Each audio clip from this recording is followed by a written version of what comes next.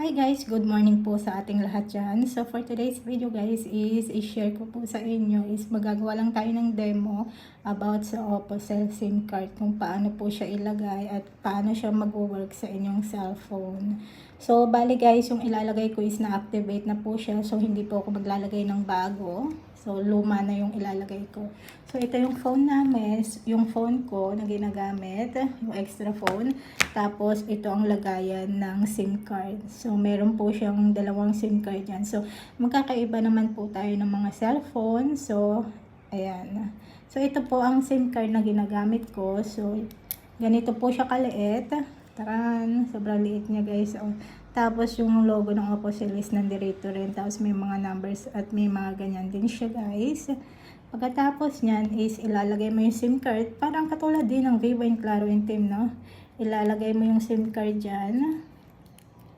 So ayan, lagay natin siya sa SIM 1. So ayan, ang hirap ng ilagay. So, nailagay na natin siya. Pagkatapos nyan guys, is ilalagay na natin siya dito sa phone natin.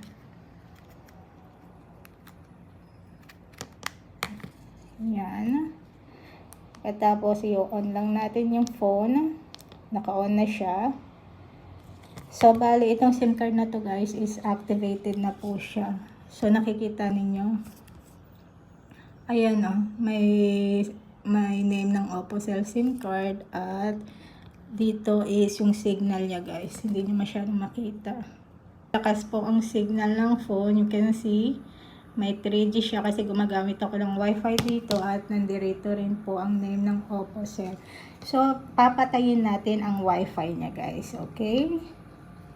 So, patayin natin ang Wi-Fi kasi mag-use tayo ng data. Kasi bumili rin ako ng plan dito sa Oppo Cell. So ngayon, nakapatay na yung Wi-Fi, naka-off na siya. At ngayon is i-open natin yung mobile data. So ayan, mobile network. So ayan, i-open ko lang yung mobile data. So hindi tayo pare-parehas ng phone guys, okay? So, ayan. So, ayan guys, nakikita ninyo na may data na po siya. Naka-on na yung data kasi nag-change na yung 3G to H+. So, tignan nyo po ang data niya. So, ayan. So, dito guys is makakagamit din kayo ng YouTube, which is open natin ang YouTube. Ayan. Mag-wait lang tayo. So, type natin YouTube, www.youtube.com. So, ayan. So, pwede rin kayo makagamit at makapanood ng kahit na anong gusto nyong panoorin, guys. At pagkatapos nyan, pwede rin po kayong gumamit ng Facebook. Tantanan. Ayan, guys. So, malakas din ang 4G nitong ano bang tawag dito?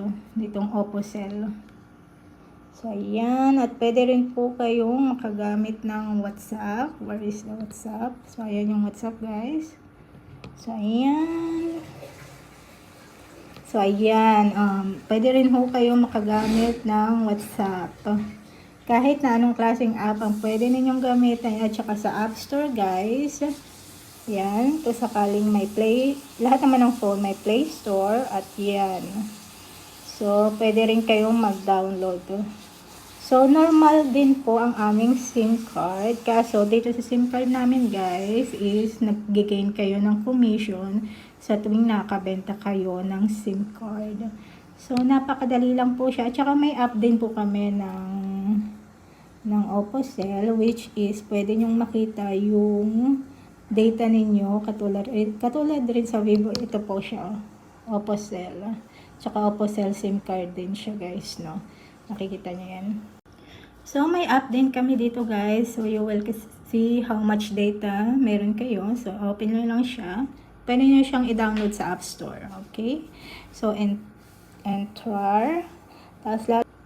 So, ayan po lahat ang inyong gigabytes. So, kung magkano na ang lahat ng nagamit ninyo. So, bumili ako ng 6 gigabytes guys. So, ayan. Dito nyo makikita lahat. So, pag hindi nyo nagamit lahat yung gigabytes na yan, ma-add yan next month na mag-credit kayo, bibili kayo ng plan. Pero, sabihin ko sa inyo guys, no, hindi ibig sabihin na hindi nawawala yung credit niyo at ma-add siya kinabukasan next month na mag-a-add kayo, bibili kayo ng gigabytes is ma-add po siya, no. So, pag hindi kayo bumili ng gigabytes next month, automatic na mawawala itong 12.29 gigabytes. Kasi, hindi ibig sabihin na may gigabytes kayo at ma-add siya next month, hindi na kayo bibili ng plan. Kailangan nyo pa rin bumili ng plan para ma-add itong 12.29 gigabytes. Kasi, pag hindi kayo bumili ng plan next month, because you are thinking that may gigabytes ka pa, is automatic mawawala po siya. So, ayun lang guys, na-share ko lang sa inyo in case na gusto ninyong bumili ng aming Opocell SIM card. Malakas po ang wifi niya, ang internet niya, ang data niya, everything is okay. At makikita nyo rin po kung magkano ang hindi ninyo nagamit na gigabytes. I hope na nakatulong itong video na to.